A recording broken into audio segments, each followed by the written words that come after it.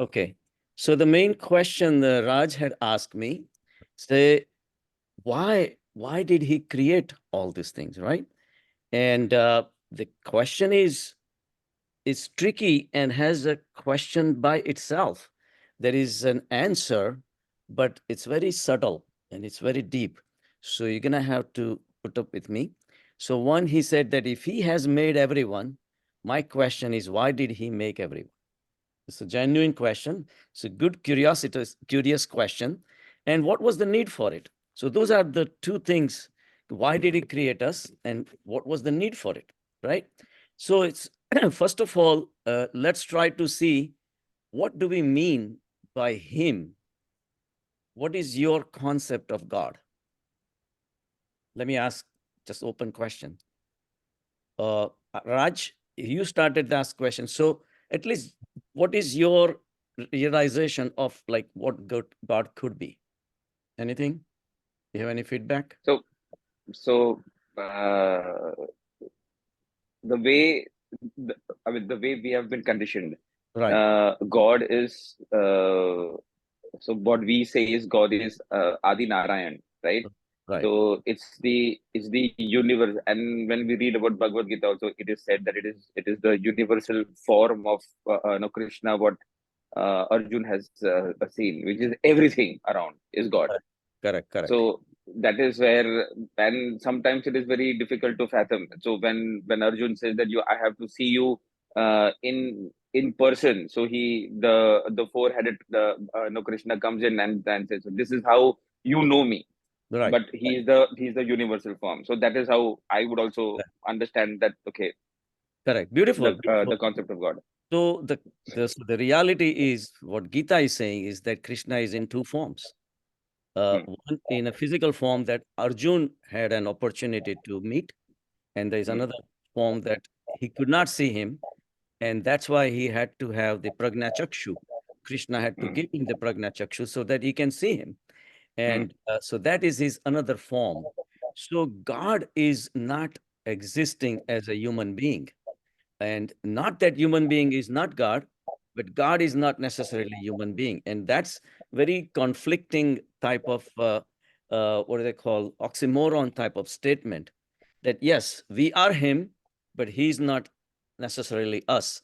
So it's kind of creating, he's not only us, let's put it this way. So consciousness, the formless consciousness that's the God. God is not a person, not somebody who exists other than us. And that's where all this confusion starts because it's very difficult to, exactly the words you said, is very difficult to fathom that how can he be not be separate? And if we were God, how come we are not God already? Right? So all those questions do arise. So Krishna, the consciousness, is the godliness, Aishwarya. There is no Ishwar. There is no God, but there is godliness. And godliness is the tattva, is the existence itself. So it is something which exists without any form. In a formless state, it exists. And since it does not have a form, it is not bound by the laws of the matter. So when he hmm, says, when the universe was created, I was there. That means universe existed much later than his all-time eternal existence. He already was there. So the question is, that means he's not bound by the laws because he's a spirit. He's energy, he's a spirit. Uh, and in that spiritual form, he doesn't have to be subjected to the laws of the matter, the material forms that really come and go, the birth, growth, decay, and death, all those things he doesn't have to. That's why he's eternal. So he doesn't follow those laws. But then the question comes in, why did he do all these things? Why did he have to create all of us? So when it comes to creation, we need to understand what do we mean by creation. See, the first time the Big Bang took place, for example, right? And then the Big Bang took place, and out of nothingness, the whole universe expanded. At least that's the current thinking. And it might be changing time to time. For now, they still believe in the Big Bang. So before the Big Bang took place, what was there? Has to be something. It cannot just come out from nowhere, right? So at that time, there was a hidden energy, and that converted into the mass. The atoms and molecules and subatomic particles and all those things were created. And then more and more and more, it kept on going. So E equal to mc square. So we already know that. So the matter came out of the spirit. The form comes out from the formlessness. So the formlessness is the mother of all. You can speak that way, right? So Tao says the same thing. Tao is that mysterious female from whom all the millions of forms came out, and it never exhausts itself because it is infinite.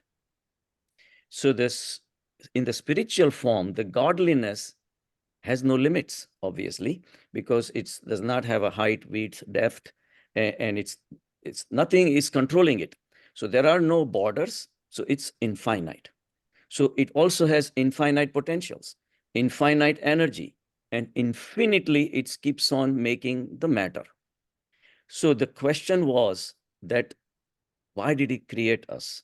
So when we think of creation, the creation, it always comes in a mind that, okay, you go into a kumbhar, like the pot maker. He's taking the clay and making a pot. It's not as simple as that. Because in this case, say we are the pot, for example, where did the clay come from? Say we are made of the matter, right? But if you break down the matter, ultimately all breaks down into subatomic particles and then quantums and finally into energy. Ultimately, every single molecule, subatomic particles, everything is quanta. Quantum is a packet of energy. Packet of energy. So it sounds like a material way of describing energy, which is not possible, but that's all they can do. That their hands are down, this is how they can explain. So ultimately, we all break down into energy. So the question is, then what material was used to create us, for example?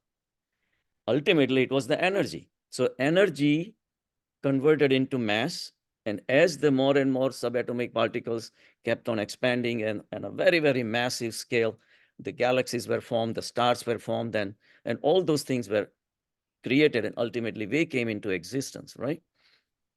So now the tricky question comes in to understand the godliness is, since godliness is infinite, where would he get the material for making us? Like pot maker has a separate pile of clay. He takes the clay and then puts it on a wheel and makes a pot. Fine, that's the end of it. But the maker, the pot maker, and the clay and the pot are two separate things. Because as soon as he makes the pot, he makes his living. At the end of the day, he walks away. But there is no way godliness can do that, because godliness is infinite. So whatever it will use to make us, for example, has to be itself, right? Because there are no limits. There is nothing separate than godliness. Nothing. Everything is inclusive. Ishavasya Upanishad, the first slok says, God is penetrating, surrounding, percolating everything that is mobile and immobile in the universe. So now you can realize that the infinite consciousness, which has no limits, we are part of it. We are part of it, and there is no way to escape it. Like if you ask a fish, for example, a fish which is born in an ocean and has never seen anything else, and you can ask the fish, what is an ocean? I don't know. I don't know. There is no way to define ocean. But in the case of ocean, at least there is a shore. So if you take the fish out and put it on the shore, it will start suffering. Then it will realize what the ocean was. But in this case, all the matter, including us, whatever forms we have taken, whether it's a tree or a plant or you or me or animals or bugs and earthworms and butterflies, whatever it is, They all are part of this ocean of consciousness. And it's everywhere. It's everywhere. There is no way to escape. Whether you recognize it or not, whether you accept its presence or not, it is there. It does not need your belief. Non-believing is our problem, but there is no way to that it needs your support. So it's like an empty sky. A sky is empty and the clouds are forming from its moisture. So there was a time when the sky was empty, cloudless, total clear sky, and then the moisture forms the clouds. So now there was a time there were no clouds. Now the clouds are here and gradually clouds go away. But what happened to the sky? It never changed. Sky was there even before the clouds came into appearance. And once the clouds go away, the sky will be still there. So whether what happens to us, it really doesn't matter to the consciousness. Consciousness, now imagine the sky analogy that we talked about. Say, just imagine the sky is conscious. Sky somehow is conscious and it knows that the clouds are created and clouds are going away. That is the only difference that is between the analogy of the sky that we see. There is no way for us to know whether it's conscious or not. So there are three Akash that we're talking about. One is Akash that we call Akash. Then there is the Chit Akash. Chit Akash is where you close your eyes and your thoughts are moving around, right? Now thoughts are moving around, but then after little by little, with the practice, you start realizing that yes, thoughts are coming and going, but who knows that thoughts are coming and going? That's $1 million question. That has to arise from you, from within, but it happens after a little bit of training in meditation, that anytime you come out of the meditation and he says, Dr. Shah, I have so many thoughts. Sometimes they say, I have no thoughts. I had a good meditation. How did you know that you have? Who is the knower of these thoughts? And that is the turning point in meditation. So when you know that thoughts are coming and going, the knower has to be an observer of the thoughts. So there is something within us that is observing that there are thoughts. They're coming and going. So who is that observer? Now, if you go inside, deep inside, there is nothing there. There is nobody there. There is no, it's a consciousness, because you are conscious of the thoughts. So your soul, what we call soul, is the consciousness, but it is pitch dark there. There is nothing there. There is nothing to see. So you really don't try to look for it. But one thing you need to realize is that when you're meditating, thoughts are coming and going. After a while, you know, it's like you walk into a dark room. In the beginning, you don't see anything. And you say, oh, there is nothing there. But no, you just wait there, 5 minutes, 10 minutes. Then suddenly you start making some, you know, outlines of a sofa there, a little chair there. And then you start getting more comfortable with the darkness. So that darkness is what we're talking about. In that, you will start realizing that, yes, I have so many thoughts. Then I'm going to watch my breathing. I'm going to scan the surroundings. I'm going to scan my, little by little, I start kind of quieting down. My thoughts quantity has gone down. And now I realize that I am aware of those thoughts. So look at the sky. Sky was already there, right? Now the clouds were formed. And when the clouds were there, what happens to the sky at that time? Does there any change happening to the sky, the structure of the sky itself? Nothing.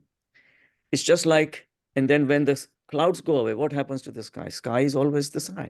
It never changes its composition. It never changes its location. It's whatever it is what it is. And the same thing is happening. Like, for example, if I say, I am here, right? Before I said that, I was silent. So I had the silence. And then I said, I am here. And then I become quiet. So what happens to the silence when I'm talking? Most of the people say it disappears. It does not disappear. Why? Because when I say I am here, between I am and here, there has to be microseconds of silence, 0.02, whatever you call that. But if there was no silence in between, I would say, oh yeah, you cannot make out anything. So I need to separate out the words. If I say I am, then at least I am here has some microseconds. So silence, because so you have to start grasping this silence as a matrix. Is a matrix in which the sounds were created. I am here, and those words disappear. The silence is always there. So this is the fundamental difference. People don't get it while meditating, because the same thing is happening in meditation also. So once you start becoming aware that there is a consciousness in me, which knows that there are thoughts. But if you ask them, he says, how many thoughts were there? Oh, I kept on thinking about this thought and that thought. And so all thoughts are also separated from each other by micro space of consciousness in between. So all those, they are not jumbled up. There are many thoughts, but each thought has its own existence. And that's why the next step that happens is the consciousness in the back becomes the matrix in which the thoughts keep on rotating around. And at some point, the thoughts disappear like the clouds, and consciousness, pure consciousness remains. So first we started with the regular sky, Akash, outside. Then there is a Chit Akash. So this is a transitional state where people realize that there is an emptiness, which is Chit. Chit is a beautiful word. It's not the mind. Mind is what we do is collect the impressions from the world, whether it's objects or people or situations, your job, your car, all those things we need to interact with. So we create the thoughts. So all these thoughts are created, right? But what are they created and where are they stored? Just like you write with a white chalk on a blackboard, right? As soon as you enter into the room, you start reading that. Okay, this is what it says. Nobody pays attention to the blackboard itself. Blackboard has to be there. Same way, the mind is only collection of your thoughts, impressions, memories, all those things. But the medium that is provided, the pure medium, that is chitta. So that's what the people who are in a transitional state, they call chitta akash. So the akash is emptiness, and thoughts are coming and going. And even if thoughts disappear, ultimately people who are in a siddha state, self-realized state, what happens is, so the thoughts disappear completely. They reach the thoughtless state, but there are no thoughts at all. And the consciousness is still there, right? So that's they call Siddha Akash, the one who has become Siddha, one who has reached to that state of consciousness. Because the problem is, when you are perceiving those thoughts have connections with different things, whether it's objects or people or situations. But also one of the last thoughts you will have is, I am Shranik, I am Raj, I am Deepa, I am this, I am that. That also needs to be walked away from. And you cannot have two identities. So that is the last portion of your identity that has to disappear. And when you disappear, when that disappears, you merge with the ocean of consciousness, because God does not take away anything from you without giving you something. So this is the transitional states of the meditation. So the question that comes back, why did it do it? And that's where the problem is. So as a mind, because we all are living at the mind level. So we are humans. Man is what gave us the name Manushya, because we live at the mind level. So our definition of creation is different than whatever is happening at the consciousness level. The reason I talked to you so much in detail about it was there is a major transition that happens when you transcend the mind. Because mind is not just thoughts. Mind is just not ideas, beliefs, or anything like that. It's ideas in your concepts. Everything has to disappear.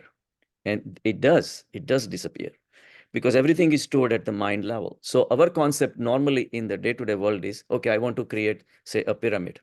So I'll think about it and say, why do I want to create a pyramid? That, okay, there is a king and we want to immortalize him. And then so we'll make 1,000 plans of pyramid, and then one of them will succeed, and then we'll make a pyramid. So this is the reason we keep asking the questions regarding God. So why did he create? He does not need a reason. If you look at the children, I just came back from Austin and we had gone for hiking with my grandchildren, right? And Kunal is the youngest. He just, for no reason, he's jumping. Everybody else is walking. He's jumping, and not just jumping. He's right leg this, right leg there. He just has so much energy. So I said, okay, Dada is going to do that with you. So I started doing it. My daughter-in-law started laughing. She said, Dada, you're funny. But I said, but I could do it only 5 minutes. And he keeps on doing it. He doesn't know why. At the consciousness level, there is no mind. Consciousness has no mind. Mind it's one of the product, and more advanced mind, of course, belongs to us compared to the animals. But even in a primitive states, mind was necessary for sustaining day-to-day functions, right? Even amoeba, the first amoeba was created, a single cellular organism. It still had to find the food. So it has to have some level of mind that will seek the food, engulf it, and sustain itself, right? So in a very, very rudimentary way, the mind was created at that time, right? So, and then of course, we have developed over a long time, millions of years, and now we have very far advanced mind.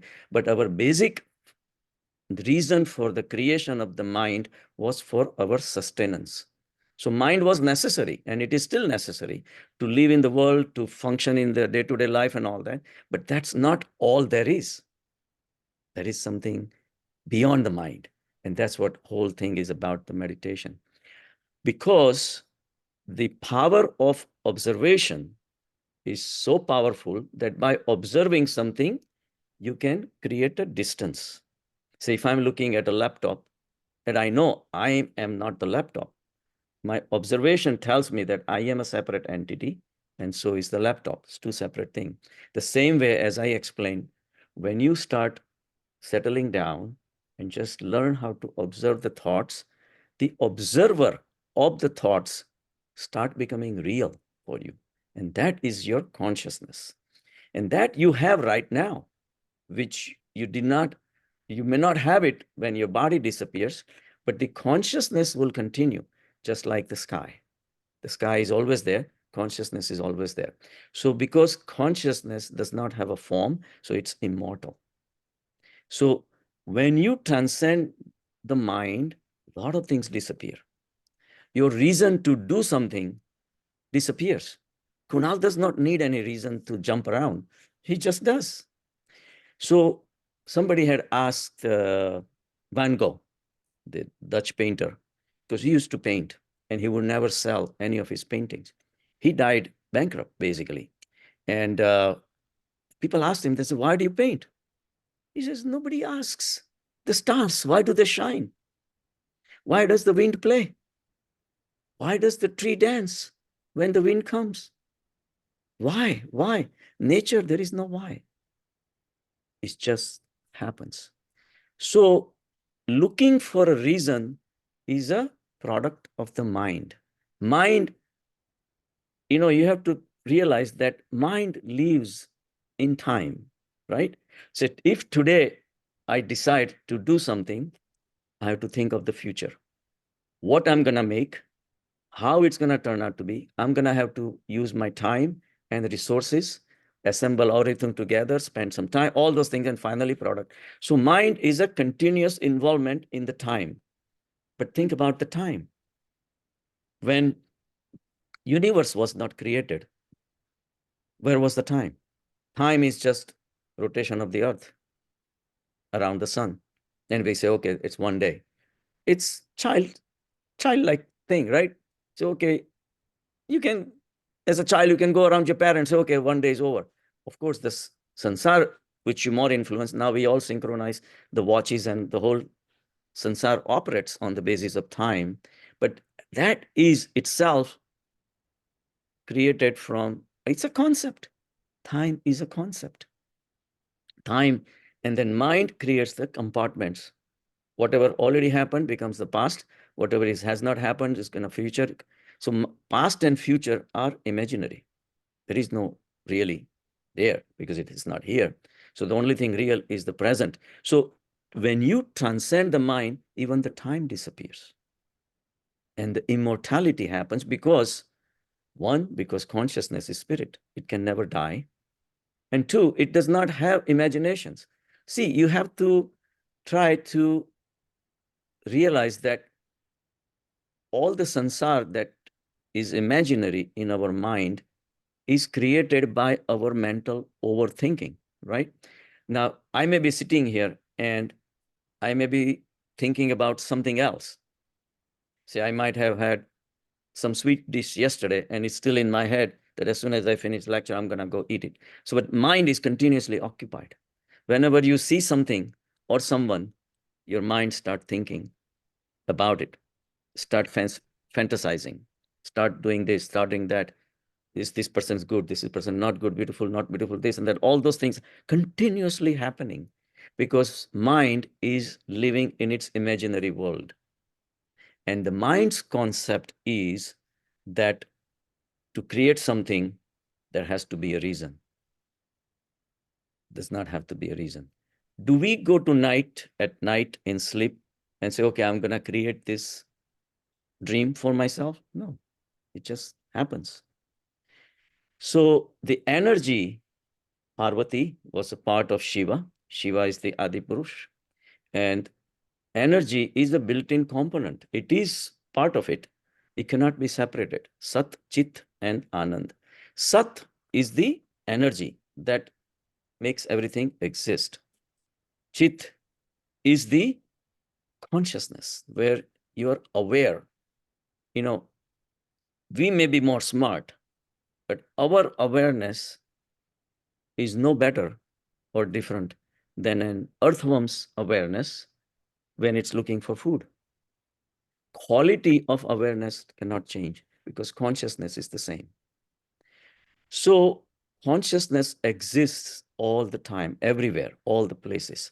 Every single creation that we call, unfortunately, we don't have a better word, but imagine this way. Say a dancer is dancing, then he stops dancing. And he says, he created a dance? No, he was the dance. He was dancing, he's not dancing anymore. That's it. You cannot separate the dancing and the dancer. Same thing with the ocean. Ocean is stormy, it's creating waves. It has so much built-in energy, it's just doing it.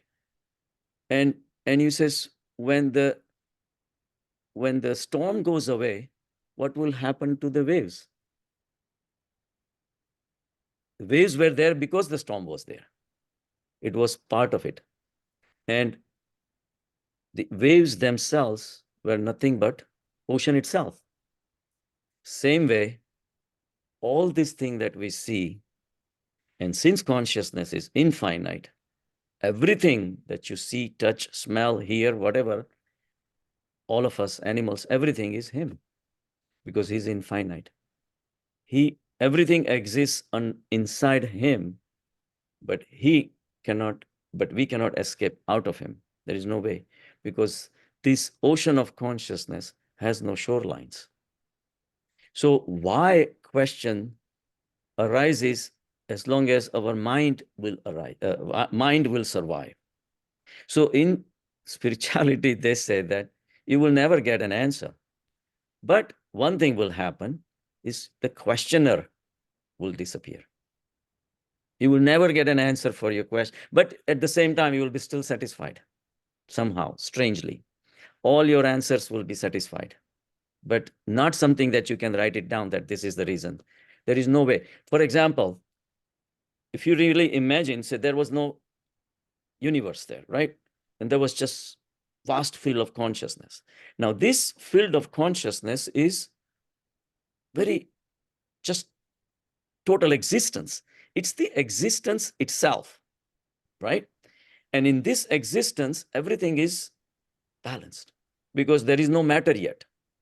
Now, the matter starts arising. How would it have arisen? Where did the first?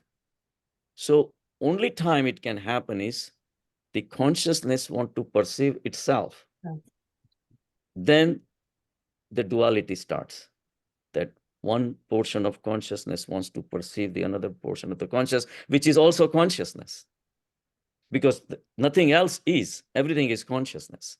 So when everything is consciousness, there is no way to, but what has happened to us is we have come so far away. And how did we come that far away? Let me explain. So in the beginning, the first connection starts, spark starts of duality when the consciousness want to perceive as if it's a separate object. And that's when the perception starts, the duality starts, and then the whole chain reaction starts. But there is no way to know because we were not there. So once that happens, all the ideas, emotions, everything happens based on duality. And then he says, okay, how did we come this far? How did he create us? We created ourselves. We created ourselves because it's like gravity. Say, if somebody is sitting on a table and just gets off, he falls. So gravity is like an unwritten law that if you do this, you're going to fall and get hurt. But if you don't listen to the gravity is going to be independent. It doesn't matter whether a king falls or a beggar falls, or Alexander falls or Obama falls. Doesn't matter. They all get hurt. It's a universal law. The same thing is the existence. So the meditation takes you to the pure consciousness state that anything else is an illusion. And in that illusion, if you believe the illusion, then you will suffer. And that's why all these desires, anger, frustrations. So our body, if you realize, every single inch of it has been created by desire. There was a documentary in a PBS. He says, what Charles Darwin could not know. It's a very fascinating documentary. It basically said that there was a marine life at one point. There was no animals existed on the earth. And then how would the animals would have come to the land? So there's a conceptualized that there has to be a fish, which was the highest animal at that time. Whales came later because mammals went back into the ocean to become the whales and all that. But there has to be a fish which must have started to walk first. Now, how would that? They actually did a study and they found a fish which has fins, has a rudimentary feet-like structures in them. And that they realized that it must have started walking onto the land. But question is why? Because it must have been cornered by the sharks. So now these are not the desire that we have. Say, okay, I desire ice cream or nothing like that. It's not as simple as that. But their innate desire to leave, jijivisha, it wanted to escape from the shark. So what happened? Some of the fins started turning into the feet. And they found that our foot structure in a very rudimentary way. And then little by little, of course, the animals started walking on the planet and all that things. So in a very subtle way, we created ourselves. Our eyes, these are not our eyes. They're very, very rudimentary animals. They wanted to look for food and they were literally blind because there were no eyes. Eyes were developed for a reason. And then we are inherited that. So every single part of our body has been created out of desire. And if that was not enough, then we started fixated with our body, that you are you, I am me, all those things, the duality, because animals and man are two different things. Animals exist, but they don't know that they exist. We exist, but we know that we exist. So what does it mean? We also know that someday we will not exist. So that's when this death, concept of death, if you look at the animals, animals are very innocent. Even if you look at a lion, once he makes a kill, you think lion would be ferocious and all. No, if you look at his eyes, it's very innocent eyes, because its appearance with the mane and all those things only to victimize the animal, to show the profile, but itself does not have anger. If you look at its eyes, it will be very innocent. So animals are very innocent because they have not developed the mind yet. But we have, like a dog will not want to commit suicide, but our mind overthinks, and we keep on creating our own Maya Jal, and we keep on suffering. So God did not create us. It's part of the process. The energy rotates and all that. The first creation, it will be interesting to see why it happened. We don't know. But after that, initial creations were very innocent, and then it started losing innocence. And all your desires ultimately result into actions. So from one life to the next, to the next, to the next, all these things, you keep on desiring things, and then you keep on asking for more and more. So that's how the sansar keeps on getting more and more complex. And that's why meditation is important, to reverse that process. That we can do. That we can do from our thoughts and beliefs and concepts and ideas and hatreds and anger and all those things, which are the byproducts of it. If I have a desire something, and then somebody comes in the way, I'm going to be angry. So I will have an anger for that particular person because he did not allow me to reach to my goal. Or I wanted a goal and somebody else already got it. I'm going to get jealous. I'm going to hate that guy. I have a greed, all those things. Mad, Moh, Krodh, Maya. These are the four kasais that Mahavir said. We are all harboring within us. And these are the mental knots we have created. So Buddha said, if you created the knots, only you can unwind it. Nobody else can do it for you. So that's why meditation is so important. So this is the situation. So there is no creation. This is just transformation. It's like a bangle. If it's made out of gold and you make a bangle out of it, bangle is not created out of something else.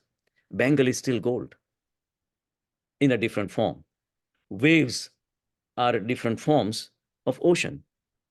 If the ocean is quiet, there are no waves. If the gold is melted, there is no bracelets anymore. All those kind of things. If the pots are all broken down, it's back to clay. And it was clay even when it was a pot. So we are also God, whether we realize it or not. There is nothing else. We cannot be anything else. We are the consciousness. So that's why all these things are important, to traverse within and meditate and start realizing and walk away.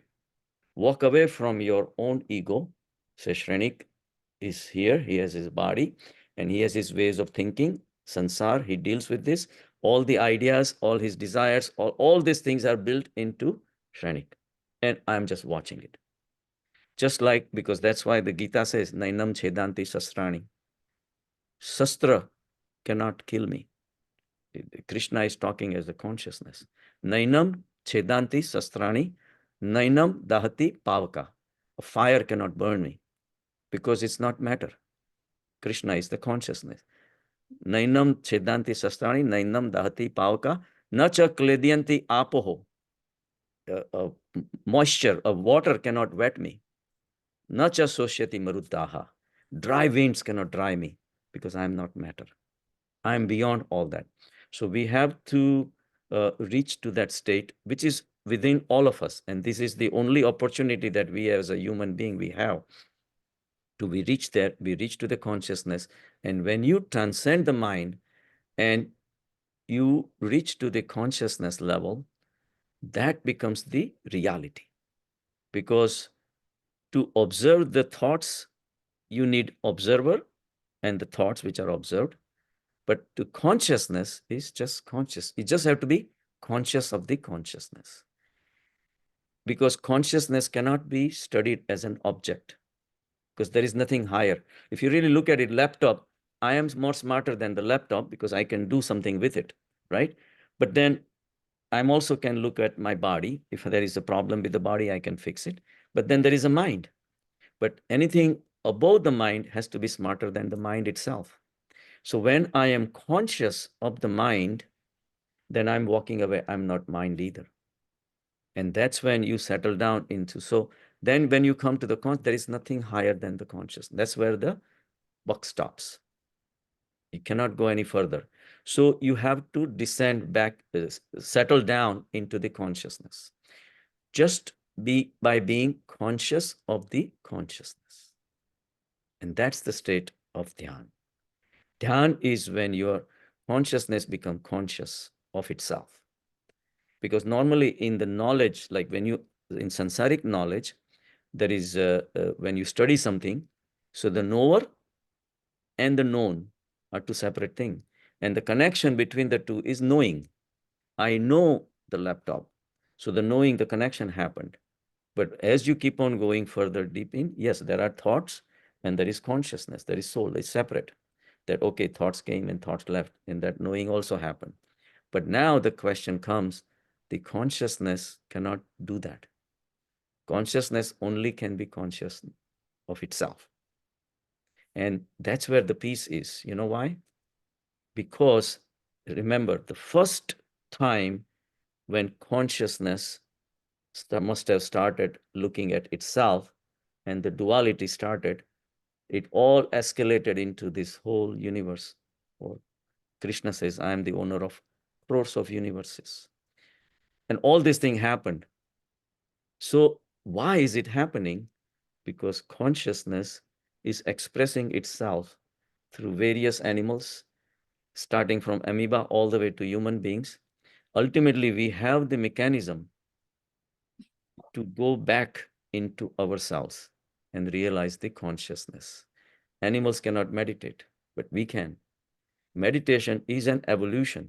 It's an evolutionary tool which is given to us. So with that, we have capacity to reach to the original cosmic peace and tranquility, the bliss state. At that time, all the sufferings of the mind and everything disappears. So this is the long answer for a short question, Dr. Raj. Let's see, do you have anything to say? You can unmute and. Yeah, so it's actually overwhelming, very honestly. Yes, yes. I would want to re-listen to the entire thing again when you keep the recording in the group, and I would want to go there again and find some more answers to this. But yeah, overall, I have understood the bigger gist of it. Now, on the same part, when we say about consciousness, then where does the karma fit into?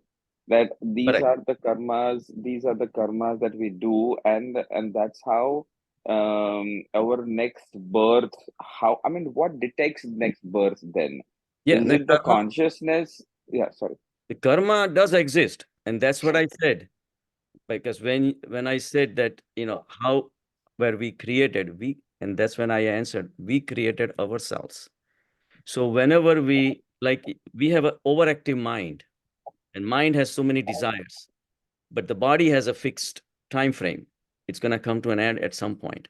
So when the body dies and the mind is still alive, now mind by itself cannot do anything, right? It needs the body, because all our 5 sense organs are absorbing the sensoric pleasures. Body is very essential for us. So when one body goes, we are automatically given another body. It's not that somebody gives us, we ask for it. So when we ask for it, another body is created out of what? The same molecules. Same molecules which existed in dinosaur time is still existing today. Same hydrogen, nitrogen, carbon, nothing has changed, but our forms keep on changing. So remember, this is infinite. Nothing disappears from the consciousness. Everything is contained in it. So when we die with desires, we have to have another rebirth. And same thing, karma theory, that's where it appeals. So if your desires are pious, you will get a better karmas. So karma theory is there. There is no question about it, but it exists at our mind level. If you really think about it, body does not really die. Body is set of molecules. They just disperse out and go back to the environment. Panch Mahabhut, dust to dust, ashes to ashes. Soul cannot die because it's spirit. So what really dies? The mind. And mind is not a thing. So death, there is nothing like death, really, if you think about it. So what happens is mind is collection of vrittis and vasanas. So these are all desires. That's why Patanjali says, Yogas Chitta Vritti Nirodh. That's the first slok of Patanjali Sutra, Yoga Sutra. He says that all the vrittis, if they are abolished, then you have connected with the consciousness, which is pure. Conscious has no desires. That's another reason you have to realize that it does not create. It does not have a desire. It's a play. That's why we call it lila, right? This is how it is. That's it. Why does the ocean forms the waves? I don't know. That just happens like that. So that's why when it has no desire, it can remain pure. Children are pure. They're not doing anything. I'll just give you an example. Again, Kunal is going to come. So there is a game that they call the Go Fish game, right? It's a 5 cards, and there are 2 cards that is a capital A and a little a, for example. And that's all alphabets. So that's the whole idea, is for them to learn the alphabets and all that. But then you distribute the cards, and then you keep asking each other that do you have a big A? Do you have a small Q? Like that. And if the pair happens, you collect those pairs, and then that's so. One time he sat down, he says, Dada, it's all set. I already distributed the cards and all that. I said, okay, no problem. So I'm sitting here, and he says, Dada, do you have capital A? I said, yeah. So I gave it to him. He's so happy. And then he says, do you have a little Q? I gave it to him. All my 5 cards. So he had cheated, obviously. He had done exactly copying letters from me, right? So I said, Kunal, you're cheating. So he started laughing. Fine. So then my another grandson came, Rishi came, and then we started playing. He said, Kunal, I'm not going to let you do the shuffle the cards. I'm going to shuffle. Do you know why? Yeah, because I cheat. Now look at him, he's so innocent. Even while he's saying that I'm cheating, he's just so laughing it out. So it's that much innocence. Consciousness is very innocent, because that's what they brought the children when they're born. They're very, very, very, innocent. But as we go older and then we start dealing with the sansar, we lose our innocence. That's why for us to go back to that state is very difficult. And I was sitting with Rishi, my another grandson. Within 2 minutes, he was listening to the Anahat sound. He says, yeah, Dada, I can hear it. So he already was very deep, but because their minds are so pure, because they have very innocent. So that's what I'm saying. So consciousness is very innocent. And to go back to that, it might take multiple lives, because we have collected all those vrittis and vasanas over so many lives. So that's the karma theory. So those things are definitely there, but the way to do is not to, because there are a lot of pandits, they say you have to do this and you have to do this, and nirjara this and all those things you have to do. It's all baloney, I think. All you have to do is format your hard drive. So it's not like if you have a virus in your computer, you're not going to have an antivirus program written for each and every virus. You may have 100 viruses, and then it's going to keep spending your whole life. Instead of that, just format the hard drive, remove everything. So that's why I always, and it's difficult, it's not easy. That's why I always say that forget about the karma theories. Don't even pay attention to it, because you cannot do anything about it anyway. If you collected those bad karmas, what are you going to do? All you have to do is that you will not do any further bad karmas. So you will not build up next level of karmas, right? But how are you going to do it? Who are you going to go to become pure? The purest thing in life is the consciousness, because consciousness has no mind. So consciousness is very, very innocent. So when you reach to the consciousness, it becomes your guiding post. It guides you. It becomes your, that's why they call dharma. Dharma, you know what is the meaning of dharma? Dharma is adhar, which something it will never fail you. So whenever you go in, and consciousness is the truth. Consciousness is godliness. Consciousness is the purest, has no desires at all, because it has nothing to acquire. Consciousness owns everything. Why would it have any desire for anything? So consciousness, the contacting the consciousness is difficult. It's very difficult, but that is the only way to do it. And then you can reformat your mind. And see, our mind is 10% conscious mind, but 90% is subconscious mind. And there's nothing you can do about the subconscious mind. It is all comes from within. So it has a built-in vrittis, vasanas, and all that. Consciously, most of the people say, you go to the temple, says, oh, don't steal, don't do this, don't lie. This, everybody says that. But despite that, we end up doing it anyway. So just by listening to that, don't steal, that kid will say, well, I steal and I got this. So what's wrong with that? So, but no, the consciousness becomes the parameter for you. So when Arjun was in trouble, he turned around and bowed down to the consciousness, Krishna, the consciousness. So that becomes your guiding light, because in connection with the consciousness, purity will start coming out, non-discrimination, love for all, freedom to everyone. All those beautiful gems start coming out from the consciousness. And that starts washing away your karmas. So you will not do any more new karmas.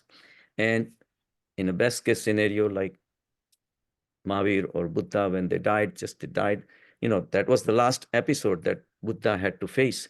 They say Mara appeared in his last meditation, and Mara is mind. And he promised him so much rich, luxurious life, big palaces and all that, and I will give you this, I'll give you that. Buddha said, stop. I had enough of you. He did not succumb into the Mara. He said, go. He let go the mind. And that's when he got enlightened. And when the enlightenment means no desires are left, that's another way the Patanjali puts in, yogas chitta vritti nirodh. When all your vrittis disappear, you don't need to be reborn anymore. Why? Because you don't need the body. Mind and body are the partners in crime. And we keep on asking for it. So that's why I said we created ourselves. And we still do. We keep on creating ourselves. Simple example. And if you have, say, I used to give an example to my patient, right? So I said, all right, you are in this room. I have carrots and I have carrot cake. That's all we have. We both are hungry. What would you want? I said, Doc, come on, carrot cake. So I said, okay, you get carrot cake, I get carrots. So our hunger is satisfied. We come out of the room. You go your place. I leave my home, for my home. So now think, 2 days later, you're going to keep thinking about that carrot cake. Well, Dr. Shah's carrot cake was very nice. So he would call me. He said, where did you get from? I'll give you the address. And so you'll go and pick it up. Then he starts getting hooked on it then every 2-3 days, he will go and take one. And then he takes his children and all that. 3 months later, when he comes, his cholesterol is high. Then his sugar is high. He's gained weight. Doc, I cannot lose this weight. I said, it all goes back to that moment. Those are our karmas. In a very short time, we can understand karma theory is real. Every decision that we take becomes responsible for our future. So what we die of heart attack or diabetes, it started at that point. Now, I said, imagine my mind is free. Natural foods, anything that is created by the consciousness cannot be addictive, right? Because it wants you to be in the moment. Addiction means imaginations, desires, fantasies. All these are continuously rolling in people's mind nowadays. In fact, the Western diet has been found to be associated with ADHD. The studies have shown attention deficit. People just know because their mind is just so much, they cannot focus on the study. They say diet has a lot to do with that, Western diet. So I leave the room. I'm not addicted to carrots. The next day I can have cucumber or cauliflower, whatever. I don't care. My mind is at peace all the time, like that. So those are, in a nutshell, karma theory. So the decision that you make is affecting your future. So if we understand that, then how do you make the right decisions? Stay away from the desires. But saying it does not happen. Only when you meditate and experience the tranquility. Imagine all the thoughts are gone, all the desires are gone, and nothing else is left. And Ranna can, vouch for it. The experience that we get in meditative state is so profound, so blissful, that in such a blissful state, you will always make a right decision because you are not the body anymore. So all the body's pleasures become non-existent because the highest pleasure of all is when the consciousness meets the consciousness. It's And so pure and divine. pure and divine. And that's when you realize that if I am in so much joy, why would I want to waste it? For what? I don't need it because body becomes secondary. This is how you start walking away from your body and your karmas and all your future birth and all that. So there's a lot of science behind spirituality, but only by regular meditation we can go deep into that. So normally, how long does it take? Like I'm just starting, right? My mind, Yeah. it's right Uh, now in a state where Unfortunately, Yeah. there is no way to know. Yeah. No, it can happen in 1 second, or it may take years. For me, it was 14 years. What can I say? So the self-realization can happen. And but I mean, at this point, I do believe that a lot depends upon what you did in your past life. But all you can do is start. That's all you can do, but without expecting anything. And as you keep on meditating things, but it has to be on a regular basis because meditation is the only time you can literally escape from samsara. Even for 15, 20 minutes, 30 minutes, 40 minutes, whatever you do, little by little, you need to make it go deeper and deeper and deeper. And but if you never start, it's not going to happen because the samsara is going to drain you out because every day there is something happening all the time and it's going to keep you occupied. Samsara is a big illusion on your mind, and mind is holder of that illusion, and mind believes that this is real. It's like in the sleep, when you get a dream, the dream is so real to you, but at least there is a waking state. You wake up in the morning and you realize that, oh, that was a dream. Then you laugh it out. But this dream, you're never coming out until you make the efforts to at least go the another side of it. So it's like a blackboard, like a movie screen. The movie is being played when we get emotional, we cry and we fight and, all those things, but we never think of the screen itself.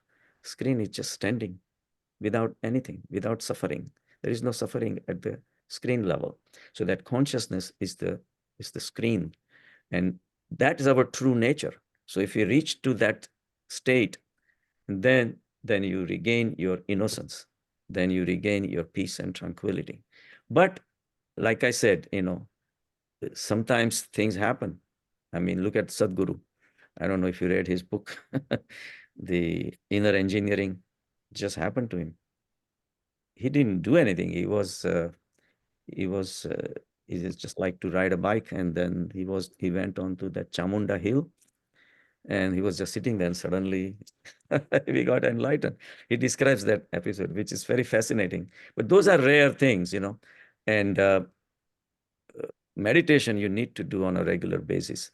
But once in a while, people are fortunate. I'm sure he probably had built up a lot of But spiritual I being. would say you get results immediately, and then it like gives you more to do, more meditation, and then Yeah. at some point, Correct. But the main thing is to be regular, and meditation alone is not enough.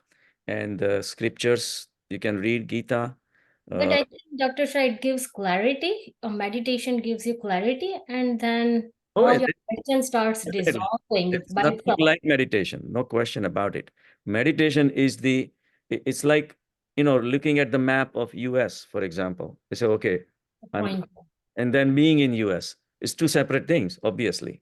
So I don't give too much importance on scriptures, but they guide you in some way. And then all the postings that I do, and because these are my real experiences I post, right? So those things, but none of those things count. But one experience of meditation is worth thousands of hours spent on all these things. So meditation is the most important. You need to be sincere, and you have to follow certain guidelines, which it's in my app. So you have to read, you have to get to that, the meditation for beginners. It's on my app, Practical Spiritual Life. And it just gives you the concept, basically what we talked about, but a little more details. And then meditate on a regular basis. You have to make it a priority. 20, 30 minutes every day. Anyone can do it. But, most of the things I just wrote today, that everything that we deal with is either dead or dying. So if we're going to spend time in that, we are wasting our life.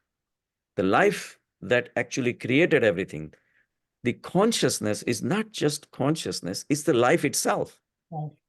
It gives life to everyone, right? I am alive because of the consciousness. See, there is not an easy word to describe that state. It's so, even Satchidanand does not come close, and you just have to experience it. So it gives you life. It gives you existence. Everything that exists because of that. And that's why whenever something is done, Krishna says, you take all the credit. But don't forget me. I am the one who is behind everything. Like you wake up in the morning and he says, oh, I am a doctor, and I'm so and so, and I so many patients and this and that. But who gave you the energy? Who gave you, what is the prana?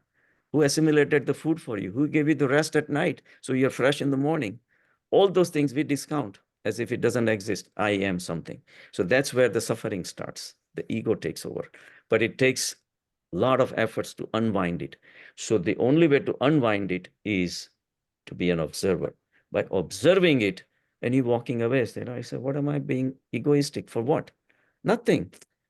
And all these things, that all these years it took me, from the time that my parents gave birth to me, all the food that I ate, all the books that I read, all the friends company that I had, all the teachers, and all those things combined, then finally I was a doctor.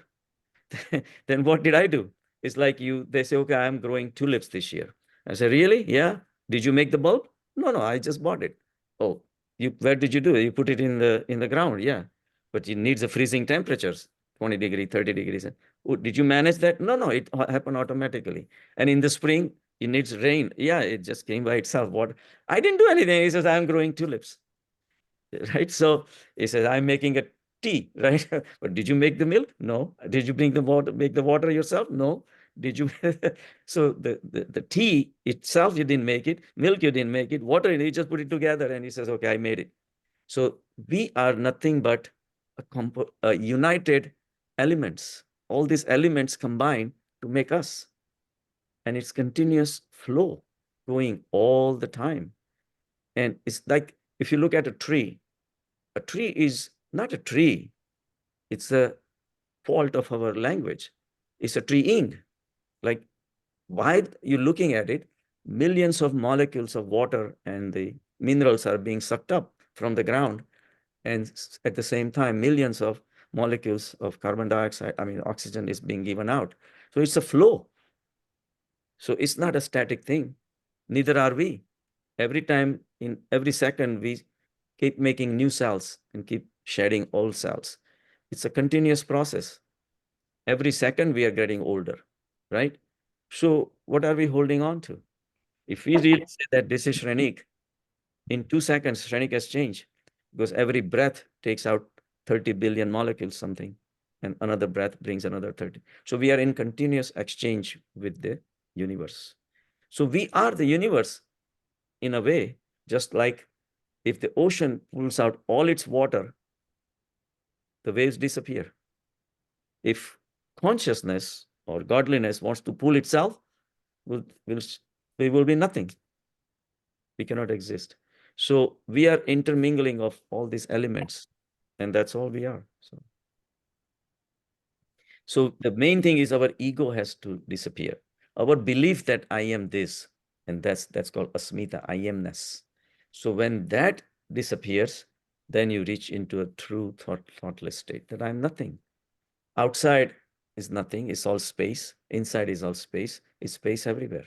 And that space is consciousness. So he is everywhere. That's when you, but first you have to experience him within you. And then only you can experience outside. Then you can extrapolate.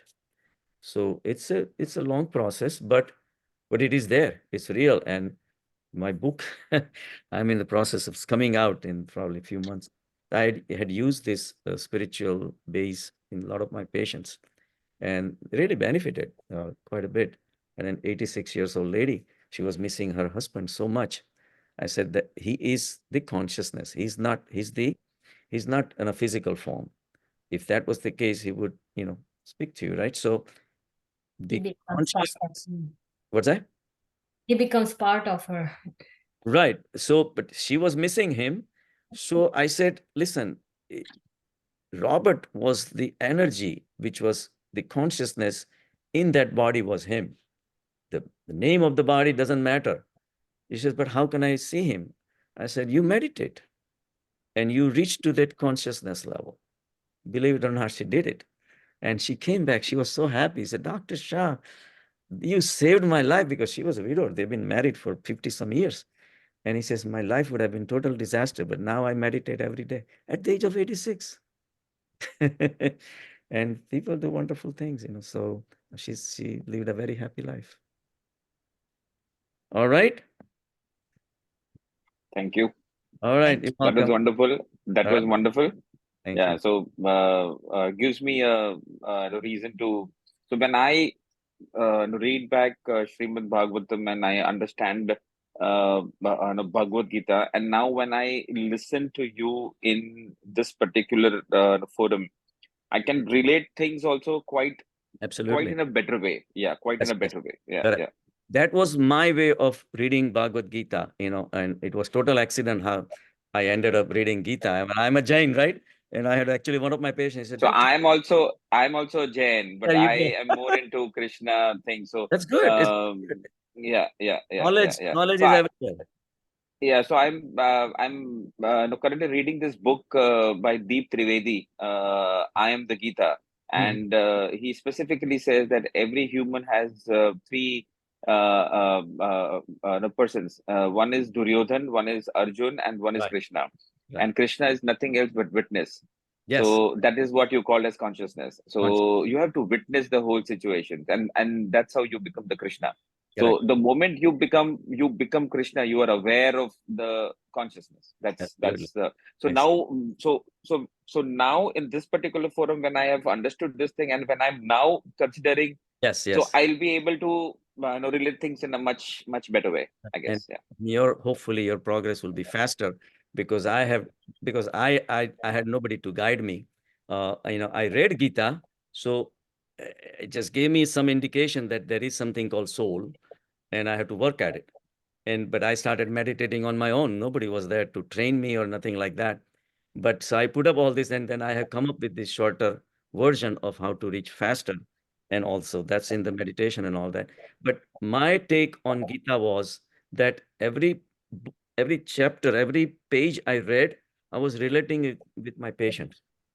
That, okay, this guy has diabetes, and then on the second chapter, 62 and 63, dhyato vishiyam punsa sangateshu upajayate, sangat sanjayate, kama kamat krodh abhijayate. So basically, you just pay a little bit attention to these vishya, objects of pleasure, then you start getting tangled into it, and then you never come out of it, and it consumes you. You lose your buddhi nasha, pranashya. That's the suffering. Yeah. So, but I had an opportunity to relate it to in a live examples in my day-to-day patients. And that's when Gita became so real for me. Otherwise, you read and put it away. A lot of people read and put it away, but to connect it in a day-to-day life events is priceless. So being a physician, I consider myself fortunate that people come to me and they bring their problems. And then with my clarity that I developed, I realized this is where his mistake is. And I try to explain to them, not everybody gets it either, but there are many did, and many did get better. But at least it improved, helped me a lot. So Gita is a very fascinating book. I read Chinmayanand's Gita, but whichever works, but it's good.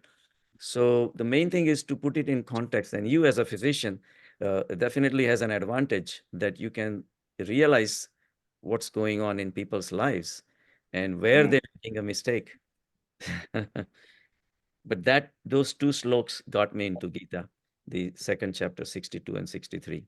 So it just starts from an innocent person and just paying a little bit attention to objects of pleasure, whether it's ice cream or drugs or alcohol, whatever. And then in two slokas, it describes the whole total destruction that takes place. And then there is no outlet for him anymore. He doesn't listen to his doctors, doesn't listen to his friends, nothing. He's just on his own and then goes to destruction. And, people die 30s and 40s and 50s with heart attacks and all those things. People lose their legs and all those things. So for me, suffering was real. I was seeing suffering every single day. So that's when I realized spirituality is the way to prevent suffering. So it's interesting. And yeah, and a Wonderful. couple ago we were just talking about the same thing. I'm like, you kept telling Vidresh, Yeah. follow this, do this, and he never did. But at that point, it's not really worth it. That's why the earlier you get into spirituality is better, and more regularly you take it, do it. That's very important. So, all right. Okay. Thank you so much. So Thank you much, so much. Manish. Thank Abba, you. do you have anything? Do you have anything to say, Abba? Yeah, I mean, like you said, I'm at the very beginning stages of where Yeah. the thoughts are coming, and I'm just becoming that observer of thoughts. Sometimes I get entangled with them because I start asking questions. But I think what you said today, it's not that we need answers. We need to just like the questioner dissolves at some point, I guess. It happens. That also, it's not that you're trying to dissolve because then it's an action also. Meditation is non-doing. You're not doing anything. It's like, what can I say? I have given an example, very nice, like you take your niece to mall, for example, right? And I the niece, remember the niece was throwing tantrums. yeah, right. So 5-year-old girl, she's throwing temper tantrums, and you are there, and she wants a candy, and you don't want to buy her a candy. What do you do? So I ask my patients, I'll try to make it shorter. So he says, oh, get angry at her. And they say, no, I said, no, but then 5-year-old behaves like that is one thing, but you are mature and there are hundreds of people around you. They all know you. How would it look? He says, yeah, we don't want to do that. He says, no, just pull it back. He says, no, but then it doesn't look good either. So he says that, what else would you do? He said, well, give her a candy. I said, well, the next day she will like ice cream. And a few years later, she will look for a car. You will just keep giving? He says, no, that's not a good idea either. So what's the best thing to do? Nothing. Hold your heart. Do nothing. Do nothing. And just be vigilant. Just watch. Don't respond. 5 minutes, 10 minutes, 15 minutes, then the niece will say, this uncle is not going to listen to me anymore. So mind is like a spoiled brat kid. The more attention you give it to it, the more worse it gets. So best thing is to neglect it. And the only way to neglect is to go backward, within, inside. Yeah. And Buddha has a beautiful word for it, paramita. Paramita, just walk away as if you're standing on a river, the river of thoughts. You turn around. It's all internal. And you go back and back and back. Keep going, keep going, keep going. And before you realize, your mind will have disappeared because you're not paying attention. The more attention you pay, the more thoughts will come. So this is the job of the mind to think, and you can never take it away. So main thing is to neglect and find something more interesting, which is within. But that takes a little courage, because you're going into the darkness. But you do that. And then after paramita comes salinta. Salinta is, talinta. Talinta is where you like listen to somebody's music and you become talin. You forget yourself, right? Somebody's playing tabla or sitar or whatever. That's the talinta.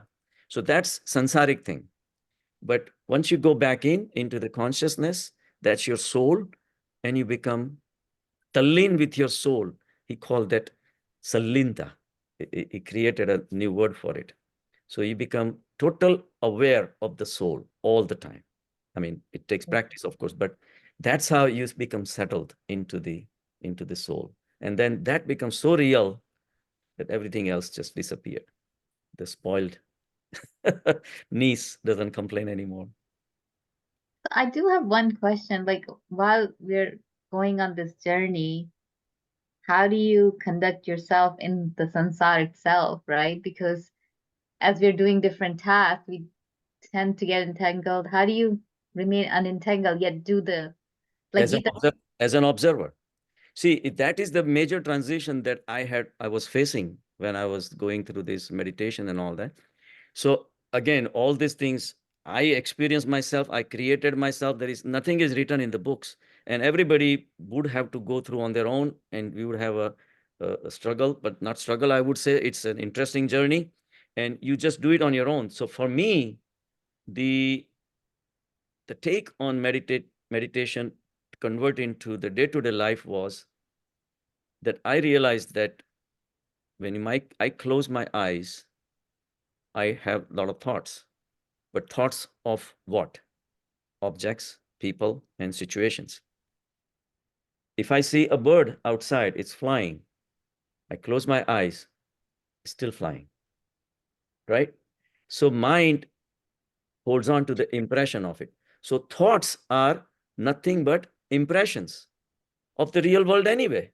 So how do I deal with the thoughts? Observe them. Same thing. In sansar, you do the same thing. Observe. You don't have to respond when you don't have to respond. When it's absolutely necessary, that's fine. But just, that's why Buddha did. But somebody came and, spitted on his face. He didn't do anything. He says, I understand you must be very upset. Do you have anything else to say?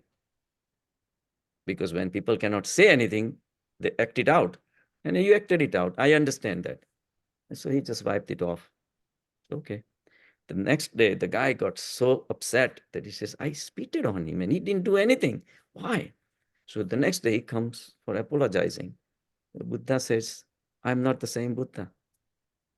Yesterday's Buddha was different than today's Buddha. Who am I?